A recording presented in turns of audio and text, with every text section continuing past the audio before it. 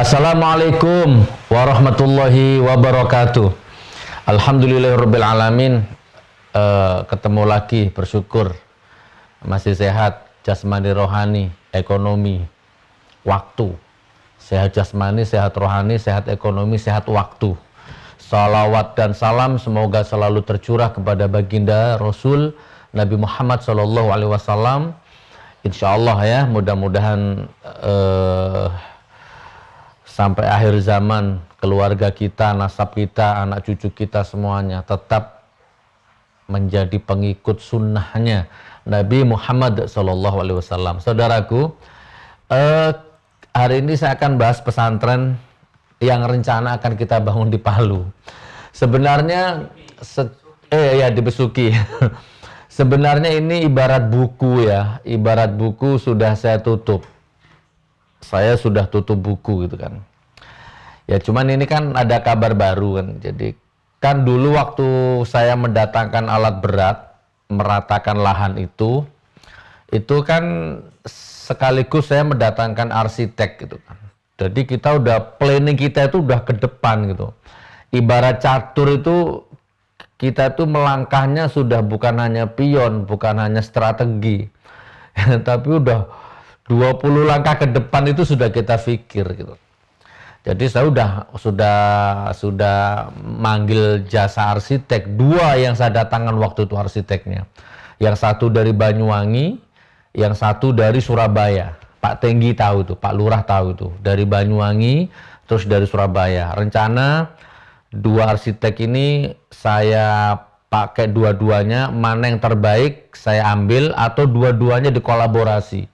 Ide dari 2 arsitek ini. Mahal ongkosnya teman, ya. Yang di Banyuwangi itu 10 juta. Mas Nino, ya, yang insya Allah Anda tahu ya. Mas Nino itu dari Banyuwangi itu 10 juta. Jasa gambarnya. Dan 10 juta itu sudah murah, gitu kan. Sudah RAB, lengkap lah itu. 3G, 3 dimensi, macam-macam lengkap. Nah, itu 10 juta. Udah, dan itu katanya harga spesial. Kalau harga proyek, wah di atas 20 juta. Nah, sedangkan yang di Surabaya itu lebih mahal lagi ya. Wallahualam bishawab. Nah, ini kita ambil yang di Surabaya. Jadi saya pakai jasa arsitek itu 2. Nggak nanggung-nanggung saudaraku. Jadi pesantren yang akan kita bangun di Besuki itu benar-benar kayak konsep gitu. Dan sudah kita siapkan anggaran waktu itu 1 hektar. Kan kita mau beli 1 hektar itu waktu itu.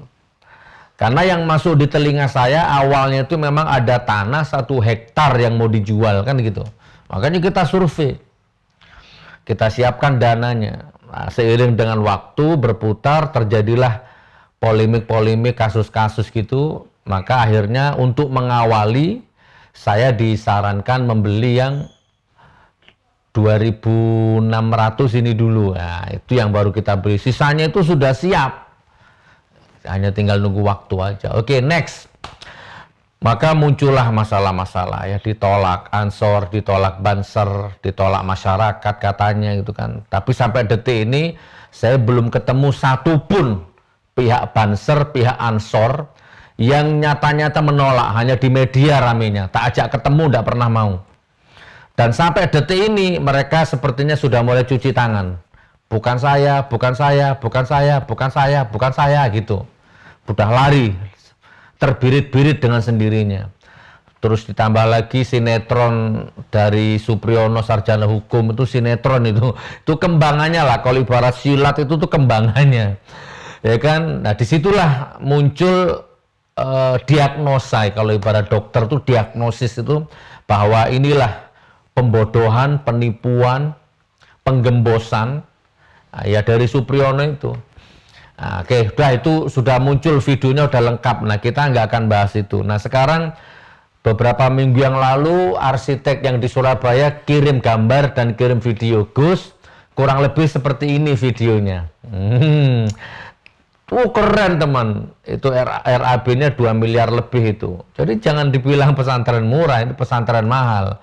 Cuman imajinasi, imajinasi dan iman beberapa oknum Ansor Banser dan beberapa oknum yang dibesuki aja yang wallahualam nanti biar dia pertanggungjawabkan di hadapan Allah karena dia sudah memutus mata rantai para penghafal-penghafal Quran. Ingat, pesantrennya tidak jadi dibangun, tapi harapan, cita-cita, konsep, niat itu sudah nyambung kepada Allah dan itu dipotong sama oknum. Teng, yang harusnya akan ada lahir penghafal Quran di situ ternyata nggak jadi. Nah, itu yang saya maksud. Maka saya tinggal menunggu aja sekarang. Saya tunggu ekonominya, rumah tangganya, keselamatannya. Saya tinggal nunggu ini audit alam. Matinya, apa mati kecelakaan, apa mati di rumah, apa mati corona, apa hutangnya bisa dilunasi, apa mati tidak membawa hutang, apa mati dalam kondisi numpuk hutang. Nah, saya tinggal lihat itu, kan saya tahu nama-namanya itu. Saya tinggal lihat aja.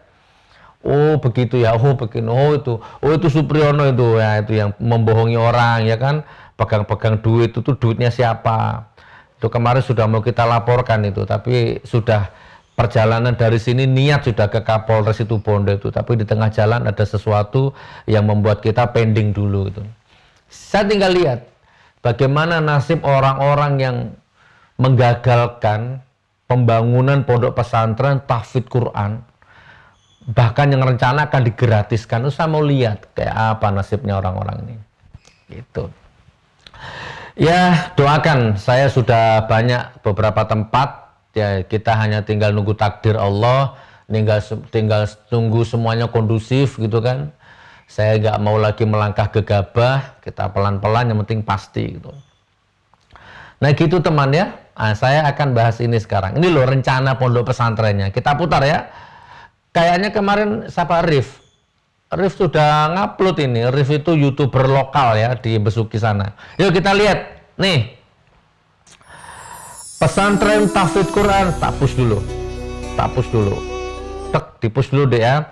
Pesantren tahfidz Al-Quran Karomah 13. Ini tampak dari depan. Subhanallah. Ternyata konsep dari arsiteknya itu main coklat sama apa ini? Apa ini? Krem ya? Nah, kurang lebih lah. Ini nama arsiteknya, PT-nya Tata Matra. Nah, ini ya. Pesantren ini tampak dari depan. Yuk kita lanjut. Saya sudah mesan lagi kepada beliau untuk mengeksplor bagian interiornya. Jadi beliau ternyata baru ngirim apa luar itu, dalam kan interior. Eksteriornya ini yang baru dikirim sama beliau. Yuk kita masuk. Nah, nanti dikasih musik deh. Nah kita mulai masuk ke dalam. Oke, seret. Kita stop dulu ya. Kita belok ke kiri. Nah, ini ada dua mobil parkir. Ini kayaknya mobilnya Pak Haji Dodi. Yang satunya mobilnya Pak Tenggi nih kayaknya. Pak Tenggi yang ternyata juga akhirnya tidak berdaya menghadapi tekanan dan membatalkan juga akhirnya. Padahal awalnya mendukung. Nah ini saudaraku di sebelah kiri ini rencana di sini ada kantor, ada kantin, ada klinik sehat di dalam ini.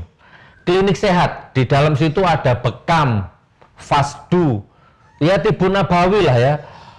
Apalagi refleksi. Rukyah di situ tuh. Jauh konsepku. Subhanallah ya. Jadi kita sudah berpikir jauh. Ahli rukyahnya kita sudah planning itu ya. Kita ambil kalau nggak dari Solo, dari Jakarta ya. Ahli rukyahnya. Jadi refleksi, bekam, fasdu, herbal, Tibu Nabawi, rukyah. Di dalam sini nih, sebelah kiri nih, yang ada mobil parkir ini ya. Oke, terus kantin ini lantai 2. Di lantai 2-nya butik yang menyediakan seluruh peralatan muslim umroh. Jadi Anda kalau masuk situ nggak balik, mau cari peci, cari kurma, cari air zam-zam, nggak balik. Di situ di lantai 2 ini.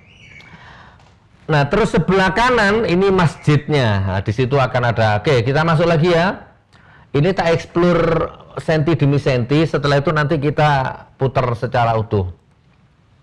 Oke, kita masuk. Deng deng deng deng deng deng deng deng deng deng deng. Stop.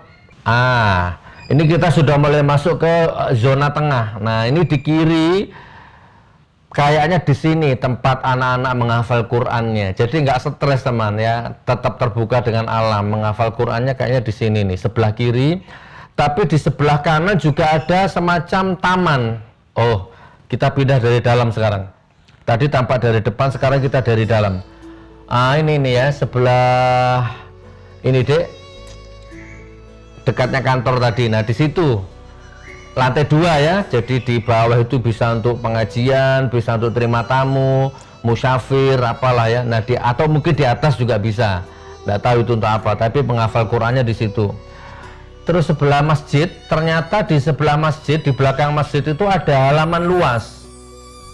Nah, sekarang kita ke zona yang paling belakang. Nah, di sini ada 2 bangunan megah. Disinilah rencana tempat menginap santrinya.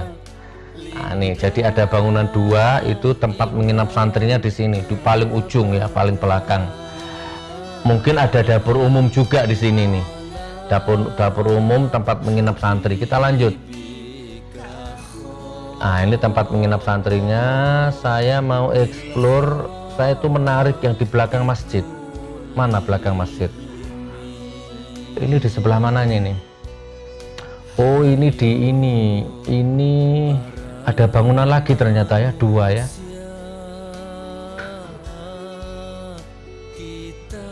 Seperti inilah kurang lebihnya. Nah, ini yang saya maksud. Oh, di belakangnya masjid berarti barusan itu.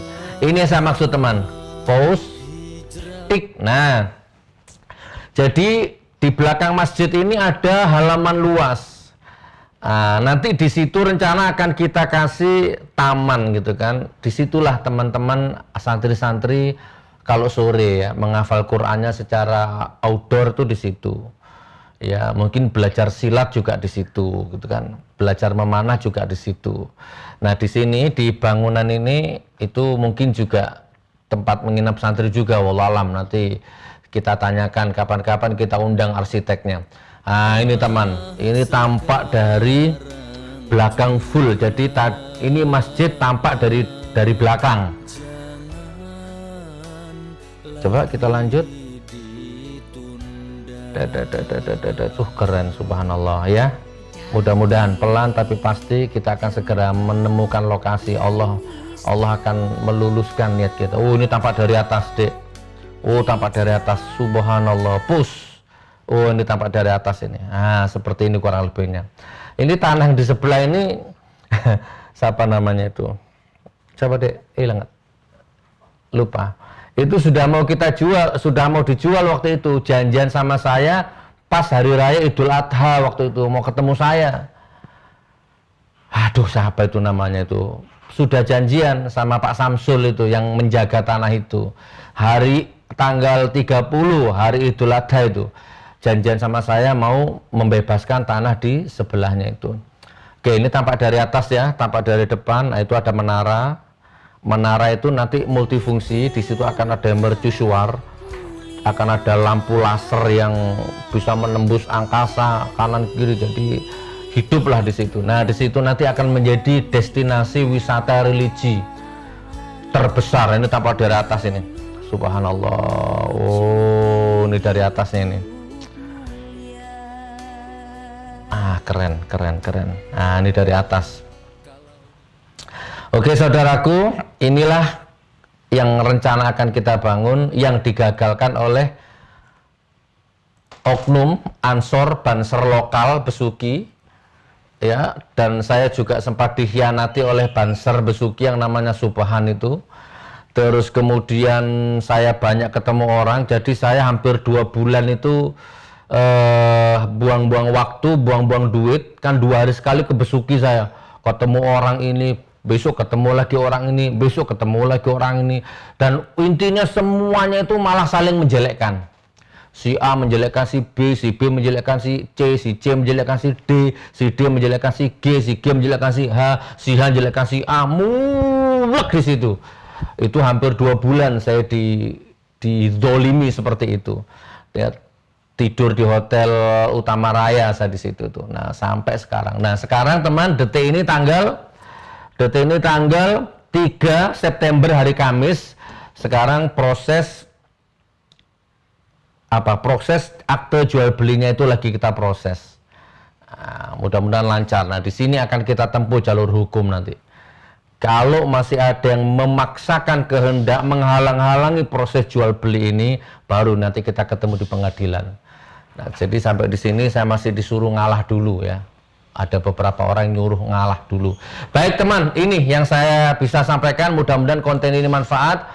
Ya, doakan ya. Tadi ada dari mana barusan Poso, Sopeng, Rio. Waduh, 4 hektar, 5 hektar.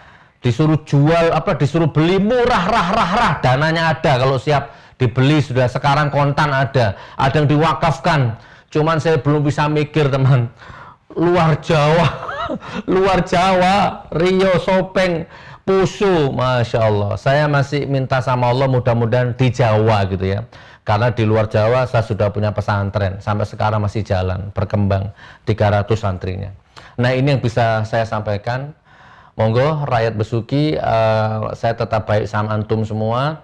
Saya hanya menyampaikan saja. Jadi silahkan kalau Anda mau sih temui itu orang-orang yang kemarin sok jagoan gembosi saya, ya kan, minta ganti sama dia tuh. Siapa itu? Ansor, Banser, siapa kemarin itu namanya? Ya, berani gembosi, berani menolak, berani bertanggung jawab. Bahkan kalau Anda mau tanah itu tak wakafkan, silahkan Anda bangun. Gambar sudah ada, silahkan Anda bangun. Sebagai rasa bentuk tanggung jawab. Kalau enggak, ya sudah tunggu. Saya sedang menunggu audit alam ini. Selamatkah dirimu karena Anda telah memutus mata rantai penghafal Quran. Saya lagi nunggu ini. Bagaimana nasibmu ke depan ini? Ya, saya nggak mendoakan jelek. Tapi, wallahu a'lam bishawab. Apakah keberkahan hidupmu sudah dicabut sama Allah? Wallahu a'lam bishawab. Selamat menonton, saya putarkan fullnya sambil diiringi musik sama Munjia Channel. Dinikmati, dihayati, dan dikirim Al-Fatihah 1 kali. Mudah-mudahan segera realisasi pondok ini walaupun di mana. Assalamualaikum warahmatullahi wabarakatuh. Barakallah.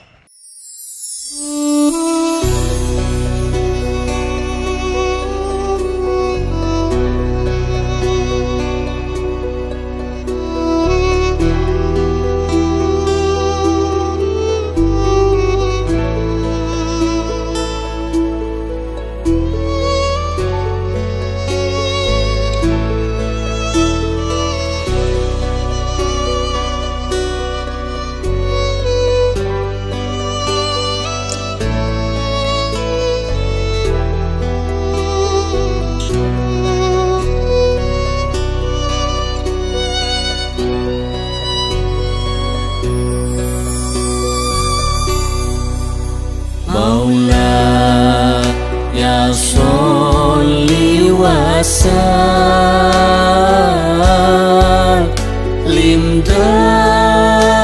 daiman abada ala habibika khairil khalqi kullihim. Hayo para manusia, kita berhijrah saja. Hijrah sekarang juga, jangan lagi di